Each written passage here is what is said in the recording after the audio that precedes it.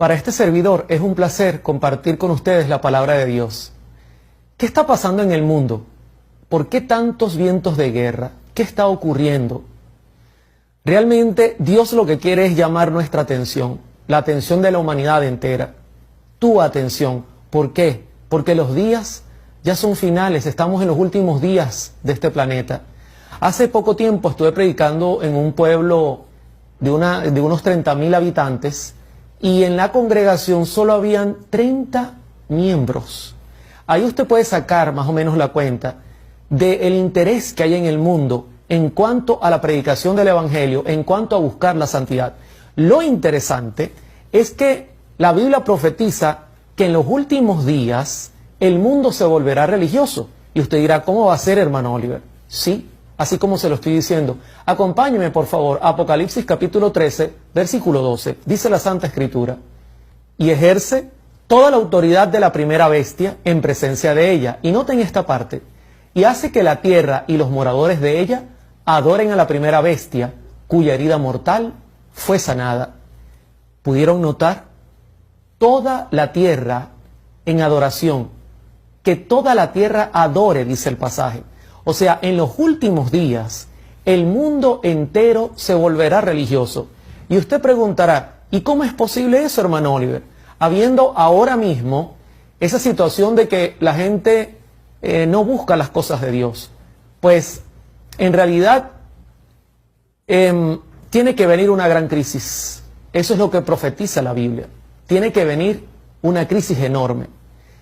Hay un sociólogo llamado Michael Barkun que en un libro presenta algunas características en cuanto al patrón de pensamiento. Para que usted tenga idea, hoy día el patrón de pensamiento o el paradigma que tenemos es buscar lo secular, buscar aquellas cosas que el mundo ofrece, la diversión, el pecado y nada espiritual.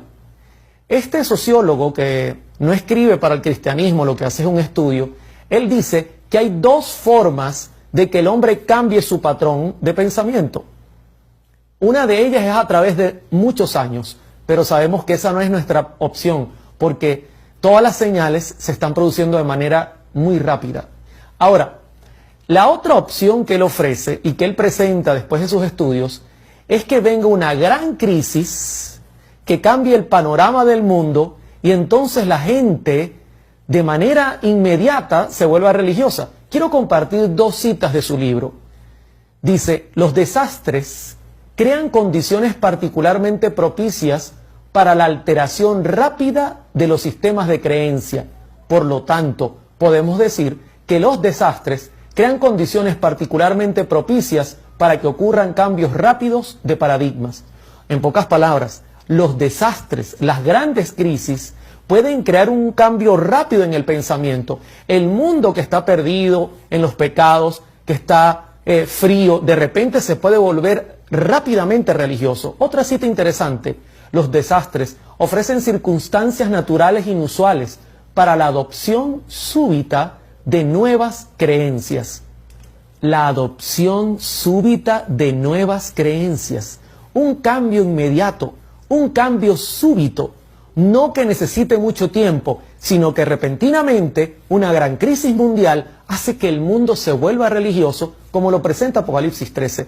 Pero quiero que noten que nuestro Señor Jesucristo, que sabía todas estas cosas, no ha hablado de señal en forma singular, sino de señales en forma plural. En Mateo 24:6 dice: y oiréis de guerras y rumores de guerras. Mirad que no os turbéis, porque es necesario que todo esto acontezca, pero aún no es el fin, porque se levantará nación contra nación y reino contra reino, y habrá pestes, hambres y terremotos en diferentes lugares. Cristo comparó las señales de su segunda venida con una mujer en proceso de parto. Cuando mi esposa dio a luz a mi hija, yo recuerdo esa noche que al romper fuente yo le preguntaba si le dolía mucho y cuán rápido venían los dolores. Al principio los dolores eran suaves y cada cierto tiempo sentía algo, pero a medida que llegaba el momento del parto, los dolores fueron más fuertes y mucho más seguidos. Así Cristo comparó las señales que vendrían de menos a más en intensidad, y no solo en intensidad, sino también una tras la otra, o sea, serían rápidas y sucesivas. Ahora, usted dirá, hermano Oliver, ¿y cuál debe ser nuestra reacción en medio de tantas cosas que están pasando en el mundo? Nosotros como cristianos, ¿qué debemos hacer? Quiero citar Mateo 24:32 y dice la Escritura, de la higuera aprended la parábola, cuando ya su rama está tierna y brotan las hojas, sabéis que el verano está cerca. Verso 33, así también vosotros, cuando veáis todas estas cosas, conoced que está cerca, a las puertas. Como cristianos, todos debemos entender y reconocer que las señales se están apresurando. Y entonces prepararnos cada día. Hay gente que me dice, hermano Oliver, tengo miedo que llegue esa gran tribulación y que yo no la pueda superar. Y siempre les respondo, tu trabajo es superar la prueba de hoy.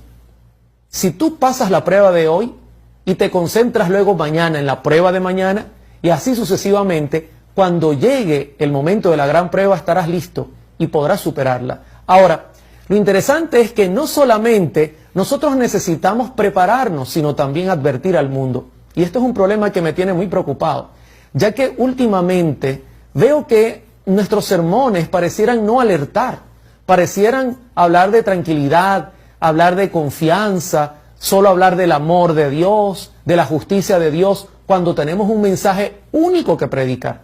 Tenemos una alerta que debemos sonar con fuerza. Así te llamen fanático, así digan que eres un sensacionalista. Tu deber es predicar el Evangelio de Cristo y alertar al mundo que su venida es inminente.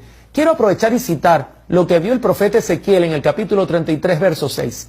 Pero si el atalaya viere venir la espada y no tocare la trompeta, y el pueblo no se apercibiere, y viniendo a la espada hiriere de él alguno, este fue tomado por causa de su pecado, pero demandaré su sangre de mano del atalaya. Verso 7. A ti, pues, hijo de hombre, te he puesto por atalaya a la casa de Israel, y oirás las palabras de mi boca, y los amonestarás de mi parte. Nuestra misión es alertar al mundo. Una gran tormenta se está preparando. Algo grande viene. El mundo no lo conoce. Nosotros conocemos las profecías. Se nos ha dado gran luz sobre este tema, pero la tenemos escondida bajo la cama. No la estamos predicando. Y si el mundo se pierde por nosotros no presentar esa luz, seremos culpables de juicio. Esto debemos tomarlo muy en cuenta. Ahora, aparte de esto, tenemos que ser solidarios. A medida que vengan los desastres naturales como los huracanes y las situaciones que están habiendo en el mundo, Dios nos pide que seamos cristianos, solidarios, como escribió Pablo en Hebreos capítulo 13, verso 16. No se olviden de la solidaridad y de hacer el bien, que tales sacrificios son los que agradan a Dios. El cristianismo práctico es servir, dar lo que necesita la gente, agua, comida, albergue, hospedaje. Todo esto va a ser muy necesario en los últimos días, no solamente predicar el Evangelio, sino también tener una mano ayudadora. Y nosotros somos llamados a hacer este trabajo. Ahora, en mi programa y en Facebook, mucha gente me pregunta, hermano, ¿y cuál es la señal de salir de las ciudades? Y yo respondo con una contrapregunta. ¿Y cuál es la señal de que nosotros vivamos en las ciudades? ¿Dónde tú consigues en la Biblia que Dios haya tenido ese plan? Eso no está en la Escritura. Déjame citar Génesis 2:8, dice la Biblia, y Jehová Dios plantó un huerto en Edén, al oriente, y puso allí al hombre que había formado. El plan de Dios nunca fue que el hombre viviera en grandes ciudades, en selvas de bloque, ladrillo y cemento, nunca, lleno de humo, de smoke y de tantas cosas que se ven. El plan de Dios es que el hombre viviera en lugares abiertos, en medio de la naturaleza. Pero lamentablemente nosotros nos hemos acostumbrado a las ciudades. Ahora, tú dirás, hermano Oliver, pero si no estamos en las ciudades, ¿cómo se predicará el Evangelio allí? Fíjense que la sierva del Señor, presentando una cita bien interesante, Elena de White, dice lo siguiente: muchos tendrán que trabajar laboriosamente para ayudar a abrir el camino, pero hasta que sea posible salir. Durante todo el tiempo que permanezcan en ellas, las ciudades, deberían ocuparse activamente en el trabajo misionero, por muy limitada que sea su esfera de influencia. El único motivo que nos puede mantener en una ciudad es predicar el Evangelio. De hecho, yo vivo en una ciudad